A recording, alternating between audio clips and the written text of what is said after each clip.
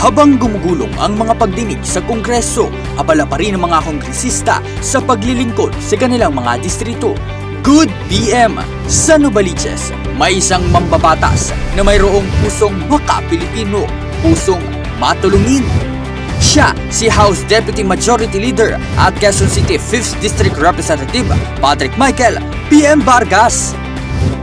Naggagandahan, nagniningning, habang nagpasiklaban ng talino ang senior citizens sa idinaos na Gandang Lola 2026, ang bongga ng mga lola. Ang pagmamahal ni Representative Vargas wagas dahil buong puso siyang nakiisa sa selebrasyon para sa anibersaryo ng Senior Citizens Federation sa Barangay Bagbag.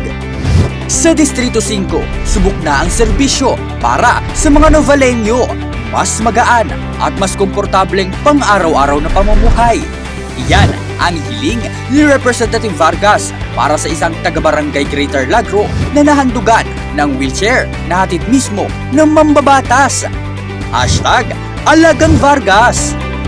May mga lubhang nagalak ang mga puso matapos magpalitan ng I do, ang tamis. Matapos masayang idinaos ang isang kasalang bayan na dinaluhan ni Representative Vargas sa Quezon City Hall kasama ang mayora ng lungsod. And yes, love has no gender dahil pati ang mga LGBTQIA+ community hindi kinalimutan ni Representative Vargas. Dinaos ang Commitment Ceremony 2026. Hala siya! Nakakakilig! Hep hep hep! #Pamilyang Malusog. Umarangkada na naman ang ating kongresista na naghatid ng serbisyong medikal sa bawat pamilya sa Barangay San Agustin.